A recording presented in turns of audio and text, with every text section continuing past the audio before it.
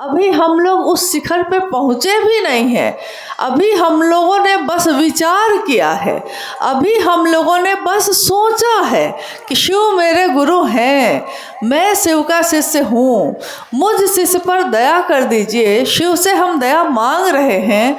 अभी हमने सोचा है, शुरुआत की है, परंतु हमारी ये शुरुआत ही शिव भाव के शिखर की तलहटी में ही, जैसे अभी वहाँ बहुत सारे लोग ऊंचाई पे खड़े हैं और अभी हम बहुत नीचे ही हैं, अभी ऊंचे पे गए नहीं हैं, नीचे ही हैं।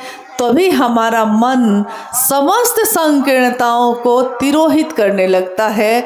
जिस तरह आप देखते होंगे कि पूजा के सामग्री में कपूर एक वस्तु होती है। कपूर को अगर आप कहीं रख दीजिए और छोड़ दीजिए तो धीरे धीरे वो कपूर खुद ही घुल के हवा में मिल जाता है। क्या ऐसा देखा है? ऐसा हुआ है कभी?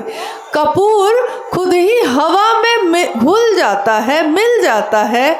कपूर था परंतु वो तिरोहित हो गया, घुल गया, मिल गया। अपने जो ठोस उसकी वस्तु जो दिखाई दे रही थी वो अब सूक्ष्म हो गई है। जो स्थूल था वो सूक्ष्म हो गया, तिरोहित हो गया। उसी तरह शिव भाव के शिखर की तलहटी में ही हमारे आपके मन की समस्त संकीर्णताएं तिरोहित होती चली जाती हैं। महादेव का सानिध्य प्राप्त करना, शिव को गुरु मानना, ये साहब श्री के दिए हुए तीनों सूत्रों को करना हमारे मन को शिव जैसा बनाता है। जब हम पहला सूत्र करते हैं तो पहला सूत्र करना ही शिव भाव के लिए, जागरण के लिए, मेरे मन में शिव का भाव जग जाए, मैं शिव का शिष्य बन सकूं, मेरा भाव वैसा हो जाए, मेरा स्वभाव वैसा हो जाए। इसकी कामना लेकर जब कोई चलता है तो धीरे धीरे जितनी बार वो आवृत्ति करता है, जितनी बार वो दोहराता है, हे शिव आप मेरे गुरु हैं, मैं आपका शिष्य हूँ, मुझ शिष्य पर दया कर दीजिए।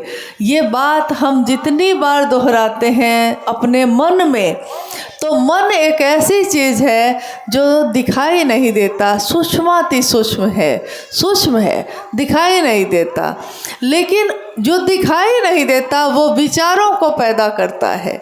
और अगर ये विचार हमारे मन में बार बार दोहराता चला जाए, शिव मेरे गुरु हैं, हे शिव आप मेरे गुरु हैं, ये अगर बार बार मेरा मन दोहराता है तो एक दिन मेरा मन ये समझ लेता है, सचमुच में समझ लेता है कि शिव के सिवा मेरा अपना कोई नहीं है, महादेव के सिवा मेरा अपना अब कोई नहीं है।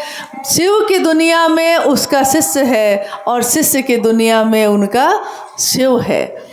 मात्र इतना ही बाकी रह जाता है, यहाँ करने जैसा कुछ भी नहीं है, मात्र गुरु की दया ही सब कुछ कराती चली जाती है। तो शिष्यता के जागरण के लिए, स्वस्फूर्त जागरण के लिए मेरे मन में, मेरे हृदय कमल में वो शिव जग जाए, मेरे मन के तार तार में वो शिव जग उठे।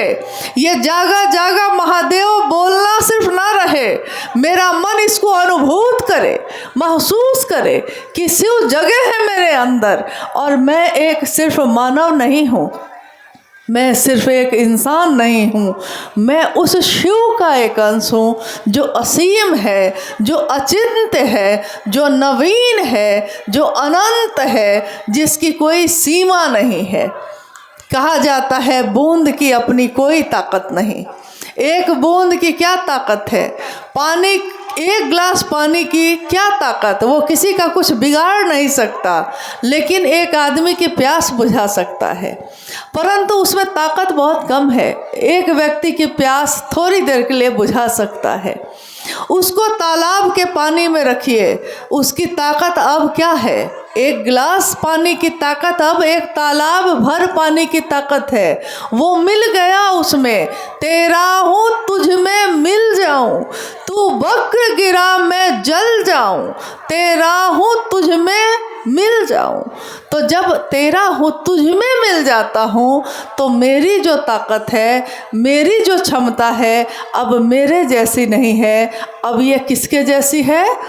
उसके जैसी जिसके सानिध्य में, जिसके भाव में मेरा मन आज रम गया है।